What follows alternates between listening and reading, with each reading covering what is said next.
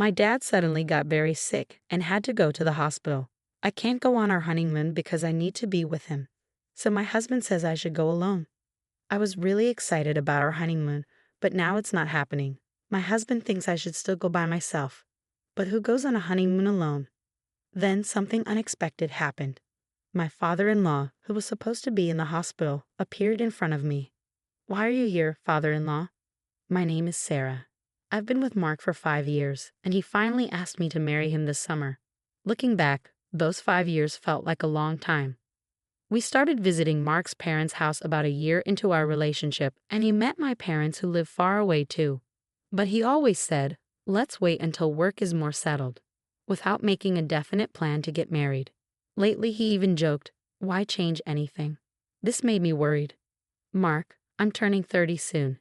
If you're not going to be honest with me, we might need to end things." After I said that, Mark finally asked me to marry him. We were close to each other's families and had already talked about everything, from our wedding plans to our honeymoon destination. All that was left was to make those plans happen. We decided to have a small wedding with just our closest friends and family. The only thing left was our honeymoon. Mark planned to spend the day at his parents' house to spend time with them. I had dinner with my parents, who came from out of town, and then went home alone. I packed our bags for the honeymoon and sent Mark a text before bed. "Mark, you did great today. I'm all set for our honeymoon tomorrow. I'm really excited about going to Italy." But I didn't hear back from Mark. I figured he must have been really tired from the wedding and fell asleep. I hoped he wouldn't oversleep for our flight the next day. Feeling a bit worried, I eventually fell asleep. The next morning, I got a call from Mark. "Sarah, something really bad happened," Mark said quickly as soon as I answered the phone. "My dad collapsed and he's in the hospital. You'll have to go on our honeymoon alone today." "What? What do you mean?" I was shocked. "But your dad seemed fine at our wedding yesterday, didn't he?" "I'm just as surprised as you, Sarah. I need to stay with him, but you should still go on the honeymoon without me." "That's crazy. If your dad's sick, I can't just leave for our honeymoon. Who goes on a honeymoon alone anyway?" I asked which hospital his dad was in, but Mark wouldn't tell me. "If I told you, you want to come visit, right?" "Of course I would. Dad knows how much you've been looking forward to going to Italy. He insisted I should still let you go. Please respect his wishes. I won't be able to enjoy myself with everything that's happening. Will you come join me once he's feeling better?" "Definitely, I'll be there as soon as things calm down here." "Don't say as soon as things are settled. It might jinx it. Please, let me handle things here and go to Italy as planned. I'm almost at the hospital, so I won't be able to answer your calls. Talk to you later." "Well, wait, Mark," I tried to say, but he hung up before I could get a word in. I called back right away, but his phone was off. I didn't even know which hospital he was heading to, so I couldn't rush to be with my father-in-law. Feeling helpless, the doorbell rang, startling me. When I opened the door, I was shocked. "Father-in-law?" There he was, standing at the door, supposed to be in a hospital after collapsing. "Are you okay? Your legs? They're working." I stammered, feeling like I was seeing a ghost. "What do you mean?" My father-in-law looked confused as I checked if he was really there. "Are you feeling all right?" "Oh, I had a bit too much to drink at the wedding yesterday, but I'm fine now. Sober as a judge this morning, and I drove here just fine after dropping Mark off." "After dropping Mark off?" "Yeah, you're going on your honeymoon, right? I dropped him off at the station, but then I realized I should have come to pick you up too. Let me take you to LaGuardia." I was really confused. My father-in-law, who was supposed to be in the hospital, dropped Mark off at the station. None of this made any sense. Then it hit me. My father-in-law mentioned LaGuardia, but we're supposed to fly from JFK to Italy, not LaGuardia Airport. "You said you'd take me to LaGuardia, but our honeymoon is in Italy." "Oh yes, that's what I thought too." I was surprised when Mark told me this morning that we changed our plans last minute and decided to go to Alaska instead. Alaska. The more I heard, the more confused I became. "Mark said we're going to Alaska." "Yeah, he did. He left a note in the car." My father-in-law showed me a post-it that Mark had left in the car. It had the name of an inn in Alaska and a flight from LaGuardia to Ted Stevens Anchorage International Airport written on it. When I saw it, everything started to make sense.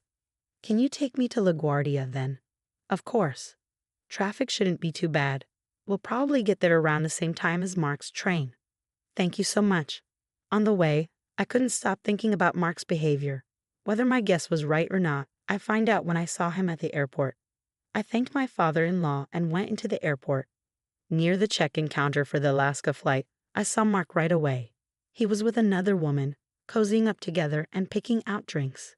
My suspicions were confirmed. He had been cheating on me. Maybe it started while we were living together. His reluctance to get married might have been because of her. And now, not only was he having an affair, but he was also going on a trip with her on the day of our honeymoon. I stood boldly in front of him. Mark, holding drinks and about to leave the store, saw me and looked shocked. Sarah, what are you doing here? Same question to you. Why are you, who should have been at the hospital with your dad, here? I just came to buy some stuff. Stuff? Did you really come all the way to LaGuardia just to buy drinks? Yeah, Dad wanted some specific airport water. That's funny you say that because I was just with your father. Huh? Your dad came to pick me up in his car. He seemed perfectly fine, which was a big surprise. Oh right, after we talked, he suddenly felt better. He's always been resilient. Mark was sticking to his story. Amidst my shock, I couldn't help but think, what excuse will he come up with next? So who's this woman? Where were you two planning to go? Well, oh right, she's the nurse who looked after Dad. We're going to check out a rehab center for him in Alaska. Your excuses are painful to hear. I was speechless and sighed in disbelief. Enough. Your lies are giving me a headache. It's not a lie, she's really my dad's. Mark's words were interrupted by a voice from behind. My what? I turned around and saw my father-in-law standing there. I thought you went home, I said. I had a feeling something wasn't right, Sarah, so I parked the car and followed you. Looks like I was right. Seeing his dad there, Mark knew his lies weren't going to work. He looked nervous. My father-in-law asked sternly, "Who is this woman?" Well. Before Mark could say anything, the woman spoke up.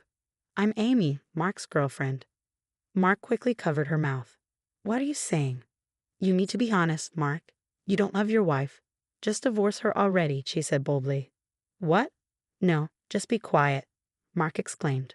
Why should I listen to you? You promised to leave your wife for me.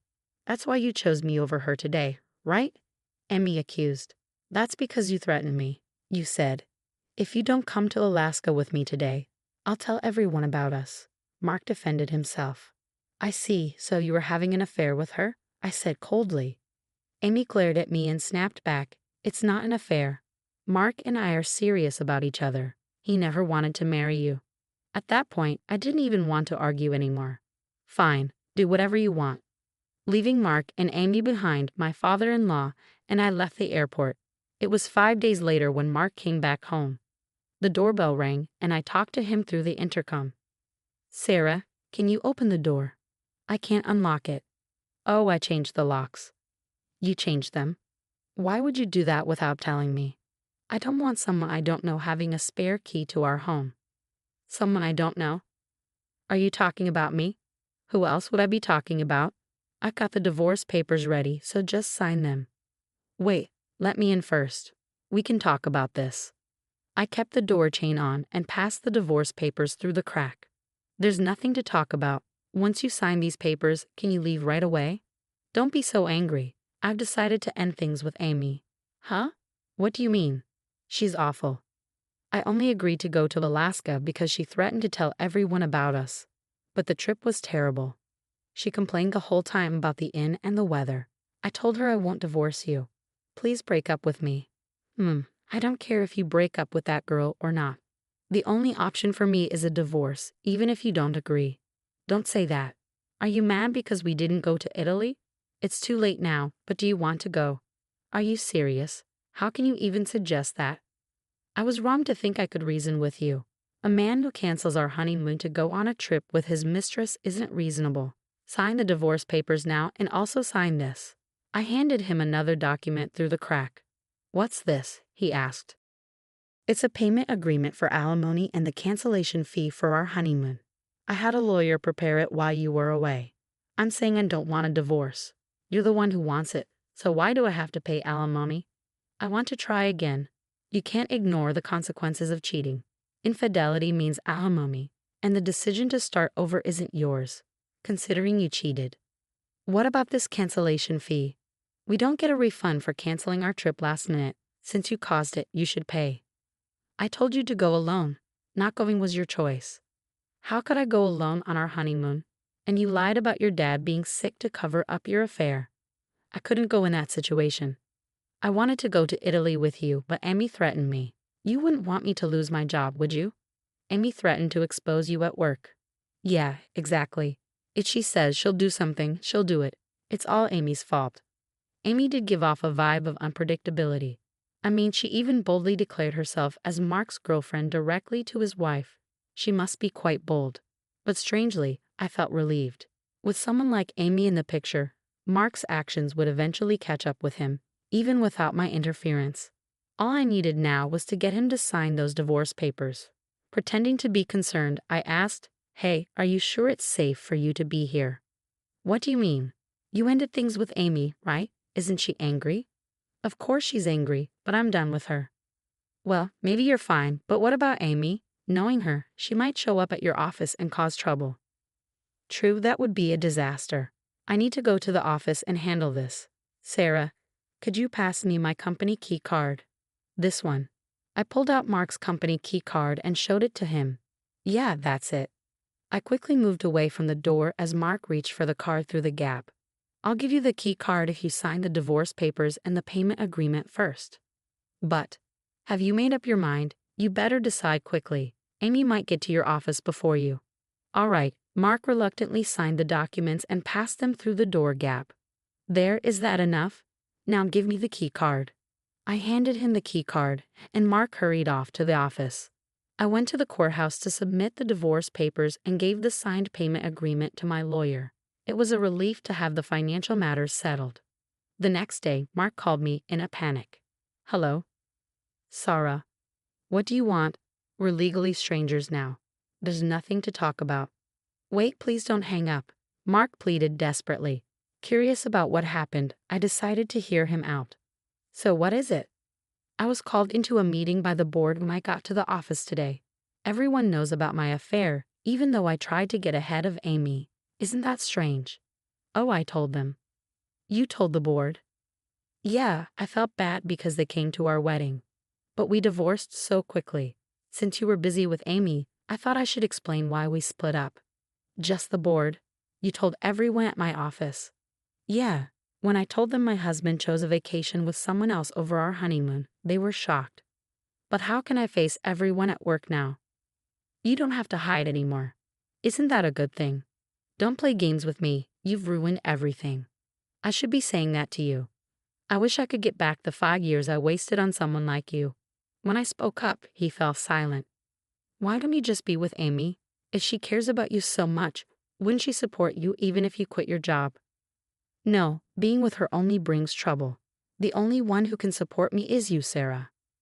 "Well, being with you only brings me trouble. If you want support, maybe you should think about how your actions affect others." "Yeah, I regret it. So can we try again?" "No chance. Maybe it's time for you to reflect, start fresh, and try dating again. Oh, and maybe find a job first." "Sarah, please don't leave me. You're the one who betrayed me first. You'll have to live with your regret." I ended the call abruptly. After that, Mark went back to his parents' house a few times to borrow money. But my father-in-law, who was falsely made out to be seriously ill and used as an excuse for Mark's affair, was furious. Eventually, he cut ties with Mark. Mark started feeling uncomfortable at work and ended up quitting. Job hunting didn't go well, and now he's barely making ends meet by working part-time at a convenience store. On the other hand, I moved into a new home with the alimony from Mark. Even though I changed the locks, it still felt strange living in a place my ex-husband knew about. Mark's parents helped me move. Maybe they saw it as a way to make up for their son's mistakes. I still keep in touch with them and have meals together occasionally. I may not get back the 5 years I spent with Mark, but I'm determined to find someone